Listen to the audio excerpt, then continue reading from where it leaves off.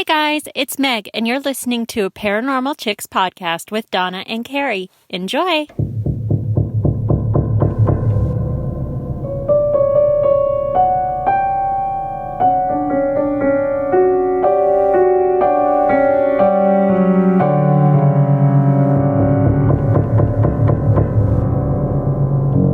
Hey y'all, I'm Donna. And I'm Carrie. And we are Paranormal Chicks. Sinister Sightings 55.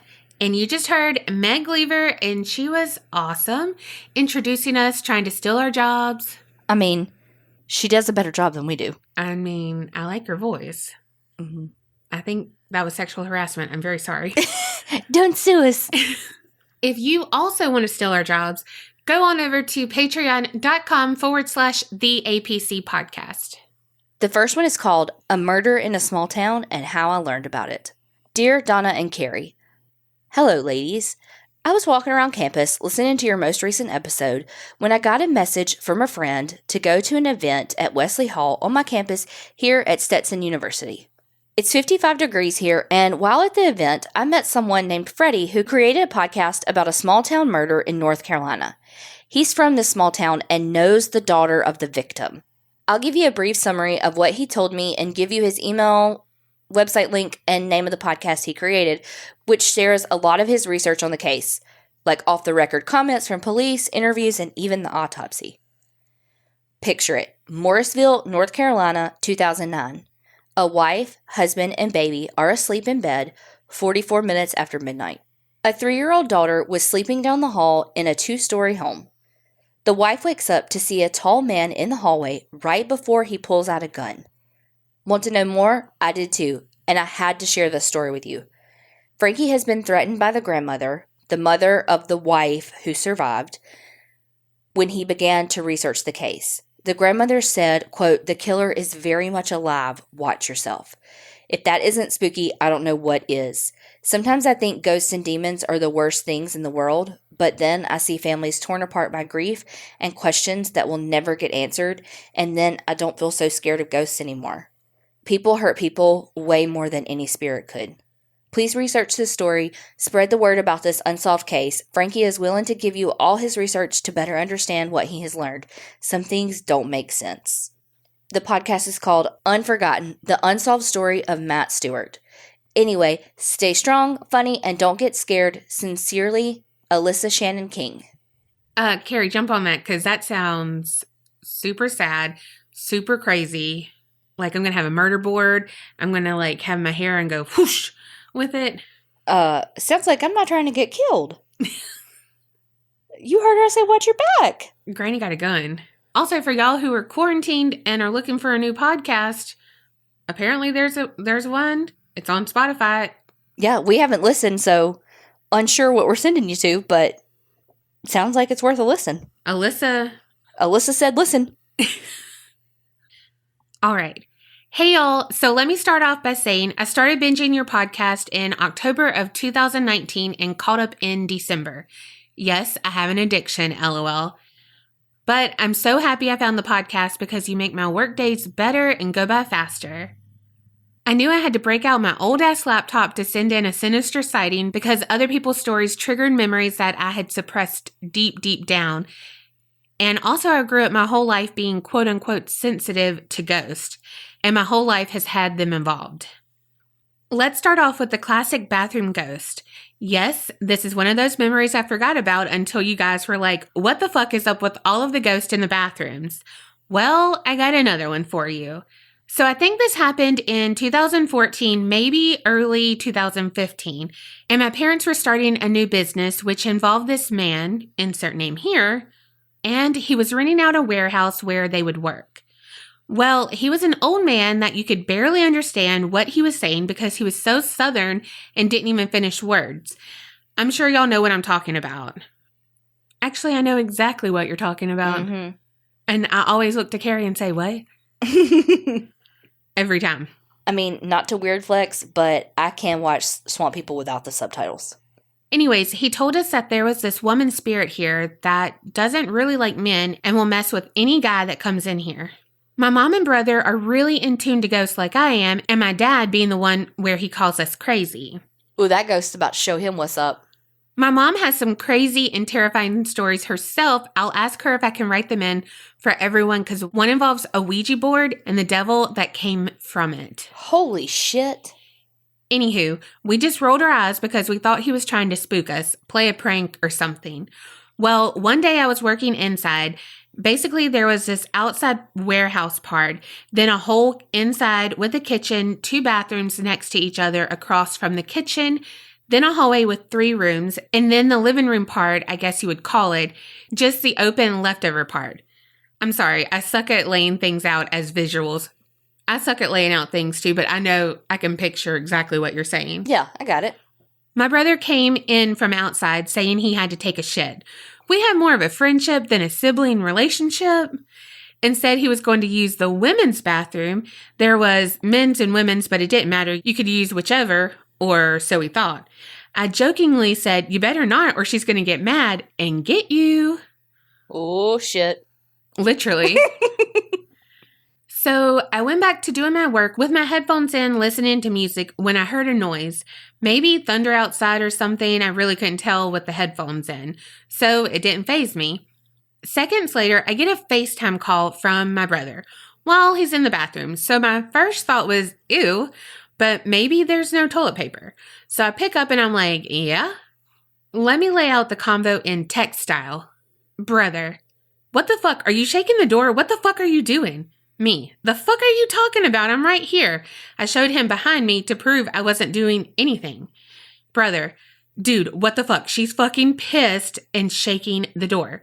So I took the headphones off and I heard it. The door going nuts. So I walk over there and yep, the door is shaking so violent that it looks like it's trying to be ripped off. I am speechless and I just flip my camera over showing it happening. Then I kind of laugh and say, "You're on your own, bro. Told you not to use the ladies' room." So yeah, that shook both of us up. The door stopped shaking after about 20 seconds of me standing there. But mind you, I did not see the woman or anything. But I definitely felt her. And it was cold as hell in that little section. Guess that shows him for trying to piss a ghost lady off. Step the fuck out of my bathroom. After that, there were a few more experiences there. Nothing major. I'd say that was the most intense thing she did. That was my sinister sighting for today. I will have more to tell considering I've had a demon encounter at 5 years old. And from then on, every house I've lived in was followed not by the demon, but by other ghosts, I guess. Sorry for the length of the story, repetitions of the same words, and any other errors I'm sure this will have. Signing out, Leia. Thank you so much for reading, if you ever do, and having such an awesome podcast and sharing yourselves with us like an internet friend. Much love. Leia, I don't know what our stories are to come, but, I need to get prepared for them. She's got demons and devils aplenty. Want a Ouija board? I've got 20. Oh, Weird Al, we are not. Okay. This next one is called Medical Dispatcher Murders. Hey guys, before I start, I'd just like to say that I'd like to remain anonymous due to the nature of my work. Thank you. I've recently discovered your podcast, and I love you guys. You remind me of me and my friends, and it's honestly lovely to hear. I listen to you guys when I'm dying on a night shift and on my way home from work. I love it. Anyway, so I'm a medical dispatcher from the UK, and I work for a crazy busy ambulance service, and during a shift, I got a call that literally made me question every part of humanity and the good in people. This woman called up and said she was walking past her neighbor's house, and the front door was open, and she could hear a baby crying inside the property. So I asked her if she knew what happened, and straight away, she was like, "I'm going to go in the house." Rule number 1 of dispatch is if the scene doesn't seem to make sense or isn't clear, is to not send more people into the scene. So I'm there like, "No, wait, stay outside. Tell me what you see from outside. I'm notifying the police." She walks into the property and she says there's a woman on the floor in the front room and she isn't moving. When I asked if she was breathing, she said no, but it looked like she had been there for a while because she was blue-gray in color and she felt stone cold. I asked her about the crying that she heard, and she said she could still hear it, and she was going upstairs. "Woman, no, stay where you are. Dead woman on the floor in the house? Let's investigate. Why not? It could be fun." She was mad, though, because if I was brave enough to walk into something like that and found a dead person, I would skirt right out of there. Anyway, she got upstairs and says there are 2 young children. The oldest is about 3, and they are crying, crying, crying. I'm still asking her what happened. Does she have any idea? Can she see anything around her? Are there any other adults in the house? What she said next actually blew my mind. Oh my gosh. The caller stated that she lived opposite the property, and late night she heard a massive argument going on and a man shouting and things being smashed, but she didn't think to call anyone. The next door neighbors didn't call anyone either. No one did anything. And it had to be a pretty serious disagreement to be heard from across the road. So more than one person has heard this altercation. Oh my gosh. Synchronicity because you just covered Kitty. Yeah. So basically, the guy, possibly a partner, killed this woman and walked out and left her dead on the floor, and people heard and no one did anything, which broke my heart because the kids probably saw or heard some of what happened. I have so many fucked up things like this happen. I had a guy who called and said he'd stabbed his wife 8 times because, and I quote, she was getting on his nerves. Fantastic. More stories for another time, though. I love you guys. Keep up the good work, and I'm going to binge listen everything before I go to sleep after a night shift that lasted 1,000,000 hours. It was only 12, but hey, it dragged. Love, and then of course it's anonymous. Whoa. Well, first, I thought it was going to be fake crying. Like, I did too for a second. Like it was going to be lured in, like to lure them into the house. And then when it's not fake crying, for those babies to be crying that hard, how long had they been there? Oh, gosh. Like, how long had they been there? Were they starving? Were their diapers wet? Were they thirsty? Were they, you know what I mean? Like, could have been, I don't know, for her to be that cold. No telling how long those babies had been there. Mm. Oh my God, that breaks my heart. Wow. Thank you for sharing that, though, because That's heartbreaking. And we would love to hear all of your stories. Yes, absolutely. Keep sending them in. They're heartbreaking, but fascinating too. Yes. And thank you for what you do. I do not know how you do it, but thank you. I know, because y'all are like the front lines. Mm-hmm. Y'all are the ones that have to answer the calls and hear all the fucking panic and calm them down so that people can get there to give them the physical help they need. Right. All right. I just want to start off saying I love you guys. Okay.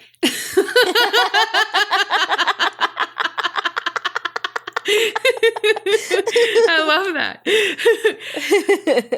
Okay, so I've been interested in the paranormal since I was younger because I saw spirits as a kid. That's a story for another time, but I told my boyfriend about it. He was jealous that I saw spirits as a kid. Well, I had just finished listening to your Shadow People episode when I texted him and told him that he could have seen a shadow person. They are a lot more common.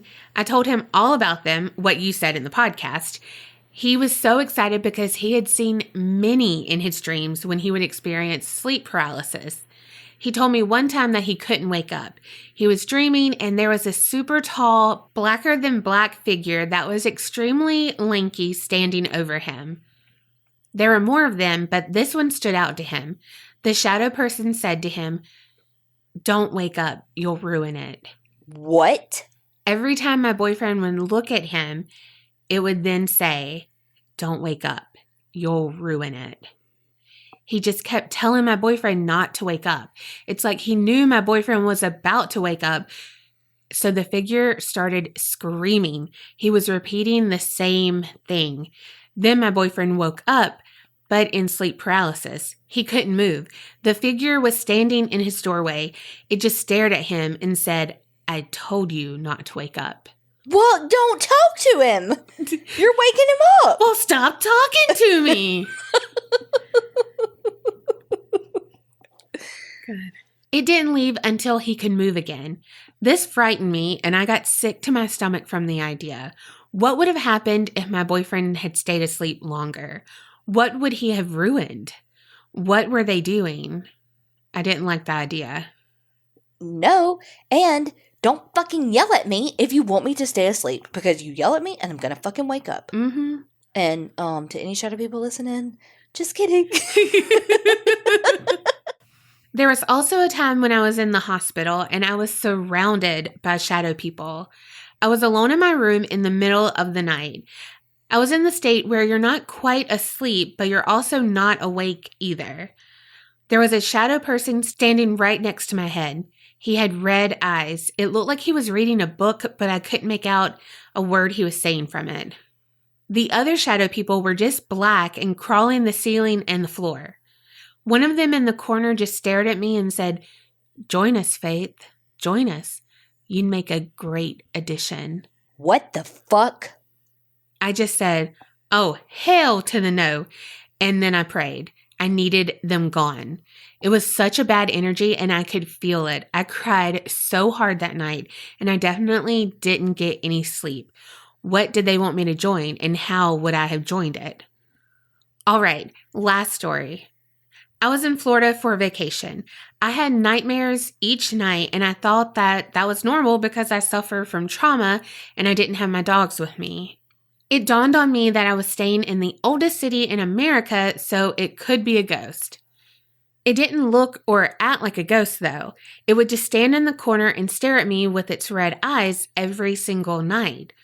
On the last night, I was fed up and terrified. Why the fuck was a red-eyed shadow watching me? So I got up to sleep with my mom. She told me to go to the couch and make beds for us. I did so. The kitchen was in sight from the living room. While doing this, one of the cabinets swung open. A cup fell on the floor. I was like, well, shit the bed, it fucking followed me, hell to the fucking no. I kept making the beds, about to cry, when a cup on the coffee table behind me poured on my blanket. I was pissed because now I have to sleep with a wet blanket. My mom comes and sleeps with me on the couch. She instantly falls asleep.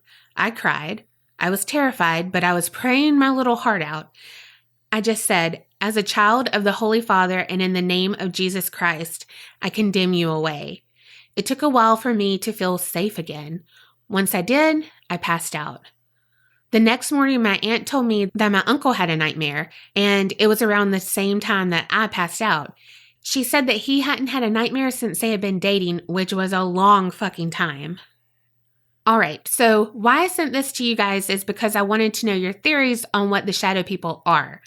I thought they were spirits at first, but then after my boyfriend's story and my hearing the gibberish, I was starting to think that they were aliens. My boyfriend thinks that they could be fallen angels. We honestly have no idea and needed some more ideas or theories on what they could be. Sorry for the long-ass email. I love y'all. Faith and DJ. Fuck, I don't know. I'm not even going to pretend to know. I have no fucking idea. But it sounds like I don't want to know. Right? Oh my gosh.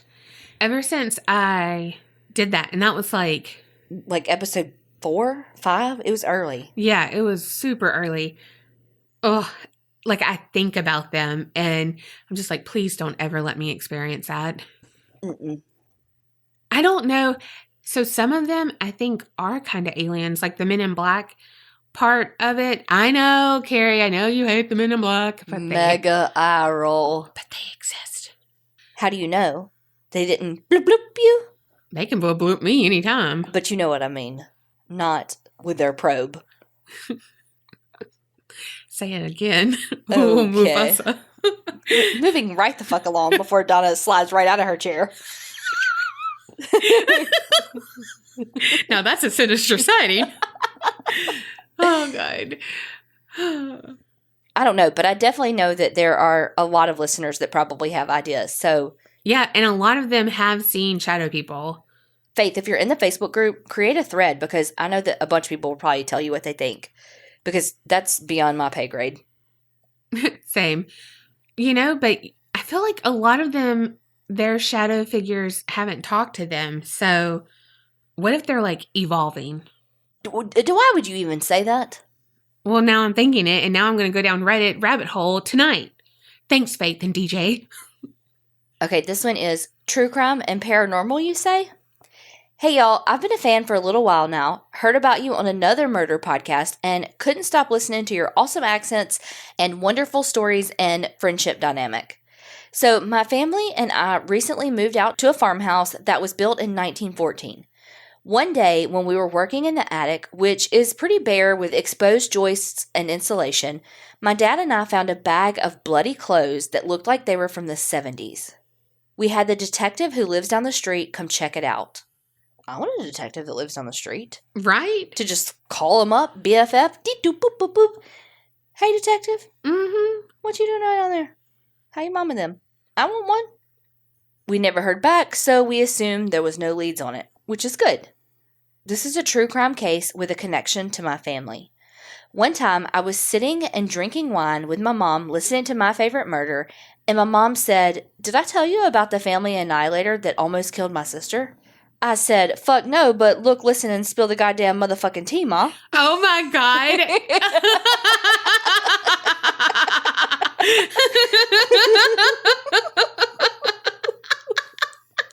Oh my goodness. Oh. My mom would have said, "Carrie, don't say that." My mom would have said, "There's no fucking tea. What you talking about?" Well, Carrie, that shit. That's what my mom would have said. Oh my God. Well, my mama would not have known Annihilator. Let's just be honest. She couldn't get Chupacabra right. I still say it wrong because of her. I know. So my mom grew up in a small town called Wilder near the border of Oregon and Idaho. Yeah, you are. I knew you were going to make that joke. Huh. Not much really went on in said town. In 1983, my aunt was going to go stay the night with her friend Lisa. She had lived about a mile or so down the road. They planned on meeting up after Lisa's date that she had planned. So Lisa would call her and tell her when it's okay to walk over. Earlier that day, the stepdad sent his 2 boys to a relative's house. When Lisa came home, her stepdad was going crazy about something, and he got so mad that he ended up shooting Lisa and her mother, Sharon. After that, he drove up the hill and shot himself. A few years later, one of the boys went back to the house and burned it down. My aunt was so bummed out that she wasn't able to stay the night at her best friend's house, but a bit later, when our grandma told her what had happened, she got over being ghosted 1983 style. The fact that my aunt was so close to being there when the shit went down and could have gotten killed by a mad stepdad is crazy to me. Wow. Anyways, I hope you like my stories. I have plenty more if you want to hear them, including a case of child abuse and murder that gathered the whole community together. Side note, while I'm writing this, my mom and I both heard a spirit in our house. My dad was working on a countertop in the next room over and said, "I need more damn light." To which the ghost replied, "Good." From right behind me, when it happened, I looked at my mom and asked if she heard it. She said she thought my dad said it, and I said, "It wasn't him. I heard it from right behind me." So she walked over and asked him if he said it, and he said no. Apparently, my house wants him to suffer. Well, shit. A few days went by, and I shit you not, the same thing happened while the house was completely silent. My mom and I were in the dining room, and from behind both of us, we heard the exact same voice that wasn't my dad's say, "Fire." And before you think this was some quiet EVP, it sounded like a man who was right behind our ears and said, "Fire," in the most normal voice. This spirit seems nice, but the next one is not. My room at my house is part of the attic. There is a door that leads to the other half that has exposed joists and trusses with spray-in insulation. There was a few times where I would come home and the attic door was open. So I told myself that it was probably mom and dad doing something up there and didn't latch it. That was until I had gotten home from work and was changing out of my work clothes and I heard a click. Shocked, I thought it was something falling out of my pants. But no, when I turned around, the door to the attic was wide open. I would also hear voices almost like a TV was on, but I couldn't understand anything that was being said coming from the attic. I would walk downstairs and it was completely silent. Last story. So I was asleep in bed and I woke up because I felt a negative energy in my room. So I looked at my phone and saw it was 3:06. After checking my phone and laying down, my eyes were adjusted to the darkness and I saw a dark figure in the opposite corner of my room which was above the landing of my stairs. I fucking fear farted and started counting numbers because you never want to show fear to a spirit because they feed off of it, like little shits. Fear farting. Oh, God. Oh. That never gets old. No. And it's so true. So 30 seconds went by in complete silence. Then I hear the figure step onto the landing and then go up the 2 stairs to my floor. Next thing I heard was a squeak in my floor that's extremely loud and right in the path from the stairs to my side of the bed. The squeak was loud and fast. Immediately after, I felt something standing next to my bed 4 to 5 inches from my face. As I tried to think about something else and not fear shart, I felt pressure on my back. I was laying on my stomach. Oh, that's how I sleep. This is the last part I remember from the experience. I had counted to 33. Anyways, thank you for reading my stories. Sorry I'm so long-winded. I got a lot of stories to tell. Creep it real, Cardi B. 33. Mm-hmm. That's our number. Mm-hmm. Like, that's our special number, y'all. Oh my God. First of all, I love your relationship with your mom. Yes. Oh my gosh. Yes. And I love that your mom thought your dad was like, I need more damn light. Good. You know? Yes. I mean, it does sound like something I would do because I'd be like, I need more light. Oh, good. You know? Yes. But still, love your shart. I Oh mean, my God. I don't want to do it. Yes. That would be more me than fear fart. I don't know. All these fucking shadow people in these stories tonight. I know. And now I'm going to have to go home and go down your Reddit deep dive. I'm going to have to watch Nailed It on fucking Netflix, y'all. And of course, we want all of your stories, Cardi. Mm-hmm. All right.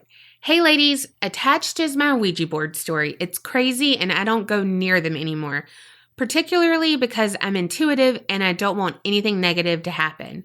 However, this story, as crazy as it seems, is something that happened that I think was necessary. Enjoy, Cresta. When I was 15, a friend of mine came over for the weekend and she brought her Ouija board. She said that she had used it and talked to this person named Steve. So late at night, she and I were sitting on my bed with the board between us. She said that she knows it's Steve because he uses a large figure 8 motion with the planchette. I now know what that's called. So being a teenager and not knowing exactly what to say, because I felt like an idiot, we started to ask random questions. Now, I had no idea what to expect. So I asked, did you know me when you were alive? Response, yes. Me, how old was I? Response, 2. Me, how did you know me? Response, your mom, Wendy's. Okay, so now I'm like, what the fuck is happening here? My friend and I are both scared and fascinated at the same time. I could go on with question and answers for a good bit, however, I won't. I'll try to break it up some. Of course, the curiosity got the best of us, so we decided to ask more questions about how he knew me. He said that he knew my grandmother and my uncle, and that he held me as a toddler at Wendy's. As a side note, after this detailed conversation, I did ask my mom if she ever worked at Wendy's, and she said that she had. I then asked how old I was, and she said that I was 2 and that she hadn't worked there for a long time, but my grams used to take me there to see her sometimes when she was working. She didn't ask why I inquired, so I did not divulge the Ouija board and Steve at that time. Back to that weekend and our Ouija board use. I cannot tell you how many hours that we used that board. I can tell you that there are some questions that I asked that have stayed with me even to this day. For example, I asked if I had any guardian angels to protect me. He said yes, that he and my Mimi, which is my maternal great-grandmother, keep me safe from negative beings. I did ask if there were a lot of negative beings that were trying to get to me. He said there were, but they protected me. I asked him if those times that I felt scared were when they were near, and he said yes. Now, another pause. I will share that I had an extremely traumatic childhood, which continued into my early adult life. I have had some really bad shit happen to me and done to me. Now, a few years ago, I finally made the decision that I needed to address what I went through and try to heal. I'm a nurse and I've been in healthcare a long time. I've always cared for everyone else but not myself. Without going into detail about what caused this decision to begin therapy to work through my trauma, it has been one of the best decisions that I've ever made. I have discussed my spirituality beliefs and my experiences in life with my therapist. My ideology is that due to what I have experienced in my life, I am more intuitive to people and situations, which brings me back to that weekend. For my entire life, back to when I can remember, I get these feelings as if I'm being watched or that there is something bad nearby. I meet people and it's like I can tell if they were good or bad, and I shy away from the bad. I've had deja vu all of the time. I look at this as it is just a part of who I am. So I wasn't that shocked when Steve confirmed that there are negative things that try to get to me. However, I felt relieved that there were positive beings protecting me. I also inquired how Steve died. So according to him, he died in a drunk driving car accident in which the car went off the bridge. I had asked my grams, not my mom yet, if she remembered a guy that worked with my mom at Wendy's when I was about 2 years old. She said that she did and that he died in a car accident going off of a bridge. Holy shit. What the fuck? Now, mind you, I was born in 1974, so this would have happened in 1976 sometime. At that time, my family, mom, her parents, lived in Indiana, which is where I was born, in a relatively small town where everyone knew everyone's business, etc. So this is confirmation number one. Another one of the questions I ask is this: how am I going to die? Of course, what the fuck was I thinking asking a question like this?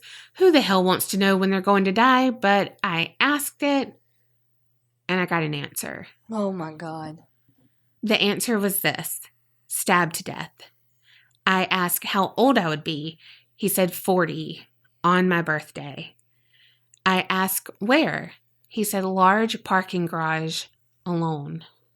Time hopped backwards to probably early 2000s. I decided to ask my mom about Steve. I don't really know why.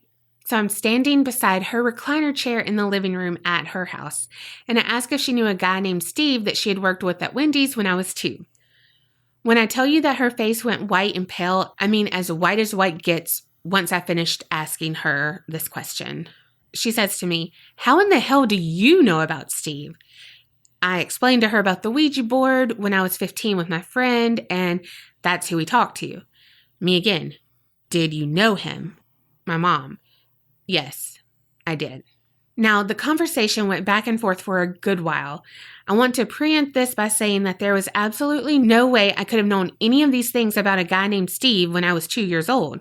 The situation that I'm about to tell you is not something that has ever been discussed by my mom or my grams at all. You see, my mom blamed herself for Steve's death.